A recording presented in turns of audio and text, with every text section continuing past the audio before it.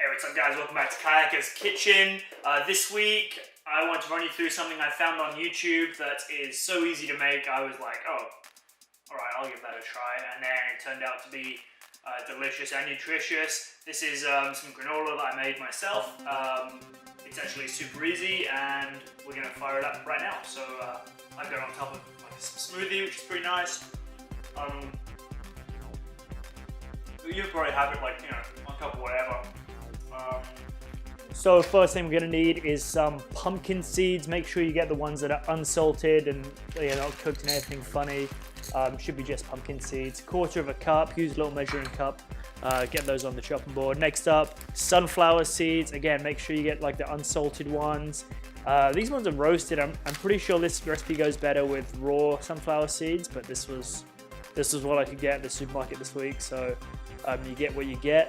Anyway, 1/4 cup of each. You got to chop them up into little small pieces. To be honest, this is the most tedious part of the whole thing. You want them to be pretty good and chopped up, not like to powder, but definitely there's like a tedious amount of chopping here, which is super unfortunate, but it's kind of what you got to deal with, right? Like, so anyway, just keep going over them, couple of minutes. It's not a big deal. You put a podcast on. And once they're all chopped up and kind of nice and small, you're going to throw them into a big mixing bowl. Next up, we're going to need some rolled oats. It's a fun little side here. Rolled oats are different to instant porridge oats. So instant oatmeal, that you can see on the left, is like, it's basically a rolled oat, but it's cut up really small so it cooks faster. Whereas a rolled oat on the right is much bigger and chunkier and is going to hold its shape a bit better and be a bit stronger and kind of hold your mixture together a lot better. You're going to need 1.5 cups of rolled oats. If you're like me, you're too lazy to get a bigger measuring cup out. That's 6 1/4 cup scoops. Or you can just get like a proper 1.5 cup size scoop and do one of those. But who has time to do dishes on that? Some cinnamon. I'm going to go like two teaspoons here. You could probably also add like ginger, nutmeg. You could follow your heart pretty much on seasoning. 1/2 cup of water in your blender cup is up next, followed by the original recipe from YouTube is 3 medjool dates. I'm just using like a handful of regular dates because I had regular dates. I didn't have medjool dates. I didn't want to go to the store to buy extras. But the original recipe from one of my favorite YouTubers, SimnettNutrition, has 3 medjool dates, so you might want to consider that as a change. Obviously, the original recipe is in the link below. Next up, you're going to mix all that stuff together. So get all the like kind of date paste in there. Oh shit, almost forgot. Key ingredients. You're going to need a teaspoon approximately of vanilla extract.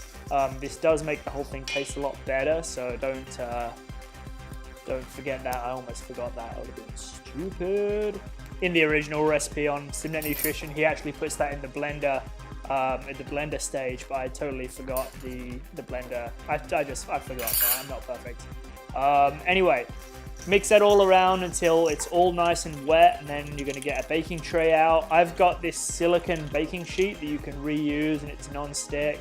Bit of a question if that's good for the environment or not, instead of just using like baking parchment paper or whatever. So I don't really know if it's better or not, because I guess once these are like broken, they have to go into a landfill and you can't recycle them. So I don't actually know if it's more environmentally friendly than just using like baking paper or not, but whatever you put on the baking sheet anyway, you're gonna throw down here, get all your mixture on there, spread it out so it's nice and kind of thin and evenly spread. And then what we're going to do is like kind of work around and pack it all down onto the tray. What that's doing is just going to help it like kind of clump together. So in the like finished product, we get that like nice clumpy granola texture. Get it all off your hands. Make sure you get it all in the tray because you want to eat all that. It's delicious. Get it in the oven, 20 minutes at 300 degrees Fahrenheit, 150 Celsius.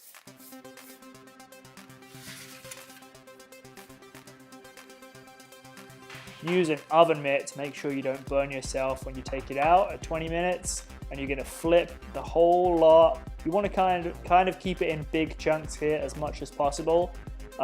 It is going to break up into smaller chunks later, but if you break it into smaller chunks right now, you're going to burn it and you're going to fuck it up and start this whole thing all over again. Another 20 minutes here. In the original recipe, it cooks it for a bit less time, but I think it varies oven to oven. Use an oven mitt to make sure you don't burn yourself. Bust it up into little pieces. put it on your smoothie bowl and enjoy.